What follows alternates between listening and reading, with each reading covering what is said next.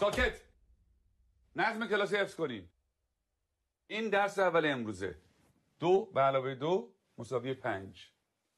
حالا تکرار کنیم. 2 با 2 میشه 5.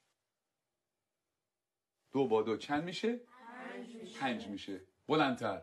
2 با 2 چند میشه؟ 5 میشه. بلندتر. چند میشه؟ 5 میشه. تکرار کنیم. 2 با 2 چند میشه؟ 5 میشه. چیه پسر؟ آقا اجازه مگه 2 با 2 4 نمیشه؟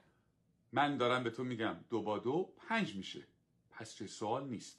فهمیدی؟ آقا فقط فکر کردیم که فکر نکن. نمیخواد فکر کنی.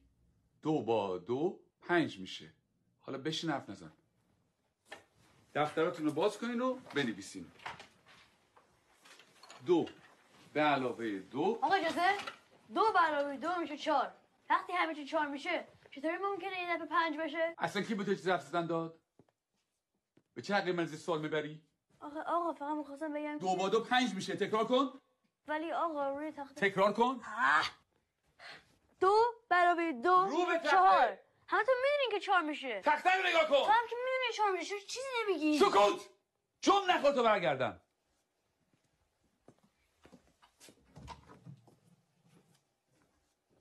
چکشی بابا. میخوای همونجا در سر بندازی. خیلی اصلا کردم یا پدرشو در میاره. این دانش آموز فکر کنه از همه بهتر میدونه.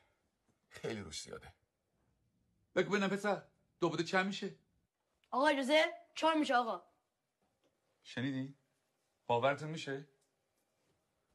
این دانش آموزان از ممتازترین دانش آموزان مدرسه‌ن. الگوی این مدرسه‌ن. یه ذره از اینا یاد بگیریم. بگیم ببینم 2 با 2 چند میشه؟ آقا اجازه 5 میشه آقا. آفرین. بیا اینجا پسر.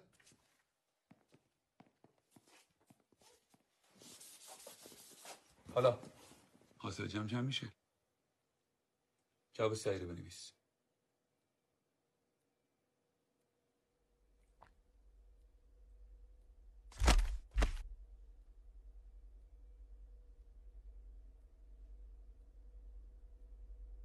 این آخرین فرصته.